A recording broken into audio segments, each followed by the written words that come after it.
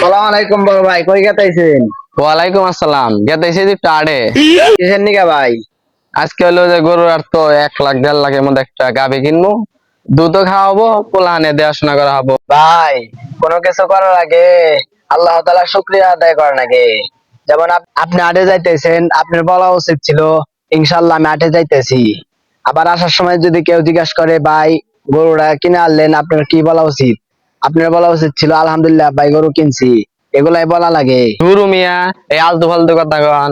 পকেটে টিয়া আমার, বাজারে যা গরু মরু পছন্দ করে কিনে আনবো। টিয়া না থাকলে এই ইনশাআল্লাহ আলহামদুলিল্লাহ গরু দিব। এর নিকে আমার এই বন্ড বন্ড পছন্দ হয় না। বুঝলেন না ভাই?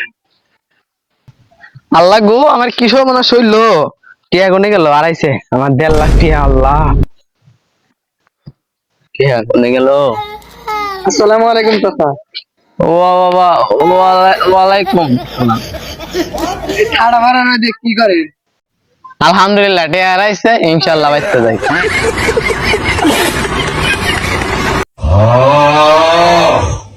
আসসালামু আলাইকুম। আর সালাম। আটে গেছিলেন না বললেন যে? আলহামদুলিল্লাহ টিয়া আড়াইছে, ইনশাআল্লাহ বাড়ি যাই। কি আলহামদুলিল্লাহ টিয়া আড়াইছে। কি কোন ভাই, বুঝলাম না। আরে কাছাকাছি গেছি, পকেটে আধে আধে টিয়া নাই। 1 লাখ 1.5 লাখ টিয়া 1.5 লাখ? আড়াই গেছে, নাই।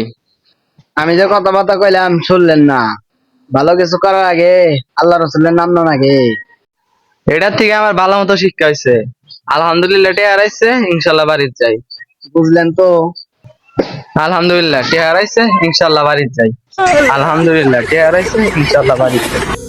আমরা আল্লাহ তাআলার হাজার হাজার নিয়ামত উপভোগ করে থাকি, কিন্তু আল্লাহর শুকরিয়া আদায় করি না। আমরা এই ভিডিও থেকে শিখলাম যে কিছু কাজ করলে আল্লাহর শুকরিয়া আদায় করতে হয়।